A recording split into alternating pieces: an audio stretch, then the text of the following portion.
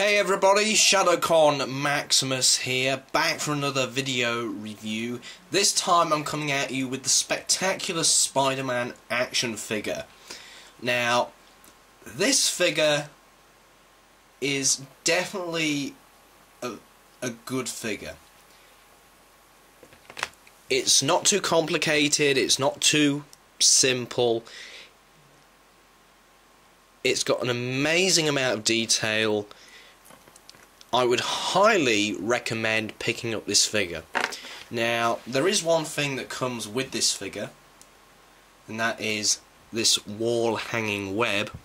You can actually get one with an interchangeable head with, with a Peter Parker head, and you can change the head between Spider-Man and Peter Parker. And that comes also with a zip line thing. But I got the one with the wall hanging web because of the fact that it just looks so cool and so, it's simple. It's not overly, overly exaggerated, I should say. Because I don't think Spider-Man's ever going to use a zip line, really. But anyway. Wall hanging web, basically made out of rubbery translucent plastic, got 4 suction cups. Put it on a window, mainly. I don't think it's really going to stick to a wall. But anyway. Now, the actual Spider-Man figure here is roughly about 5.5 inches. I know it's taller than the 1994 animated release Spider-Man, released about by a good inch and a half, or maybe. Then we have the Batman here, and you can see nearly about the same size, so it's around 5 inch. 5.5 maybe. It's very difficult to tell what scale this actually is because of the fact that most actual toys made by Marvel go around the actual size range around 6 inches, and if we stand it next to the Rhino here, which is from a past Spider-Man line, you can see he's actually very well scaled next to him, considering that we all know that Spider-Man in the Spectacular Spider-Man show is a kid, so that is actually not a very bad size. It actually fits well within the scale of 6 inches. I know that the Rhino is 6 inches, somewhere around that, so yeah. I don't really need to go through the colour scheme because it's just red, black and blue and white.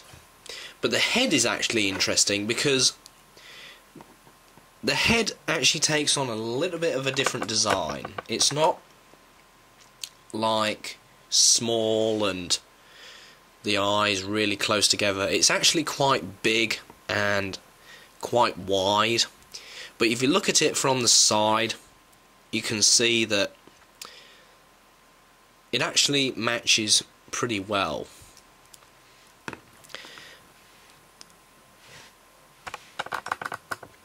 Now, his articulation is actually really good. I mean, you've got the legs that can move in and out from the body, bend at the knee. Arms can move in and out, bend at the elbow. Head can pivot from left to right as well as up and down. You can twist it 360 degrees. Now, the only missing articulation here is actually the feet.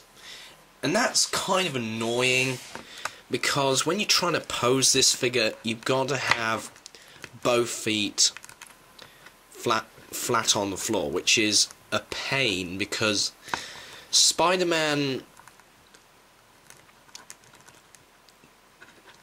needs to look natural when he's doing his, action poses, which it's very hard to do when you've almost got him like he's doing the splits. But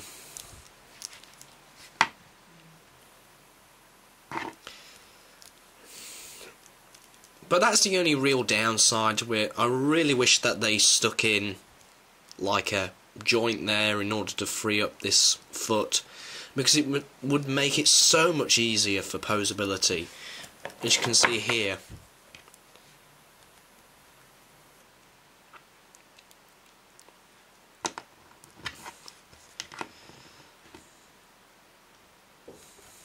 But anyway,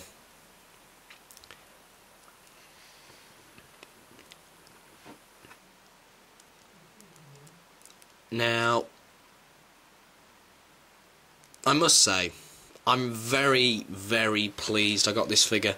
It has such amazing articulation and detail, and I'm a very big fan of the actual Spectacular Spider-Man show. It's an absolute pleasure to watch, and I'm very excited for the new series coming. The only problem is with the toy line is that some of the characters differ in size. Oops.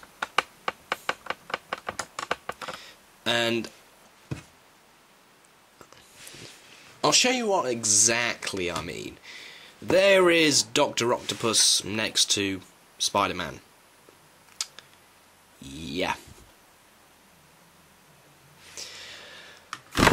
But anyway, I rate this figure a good 10 out of 10.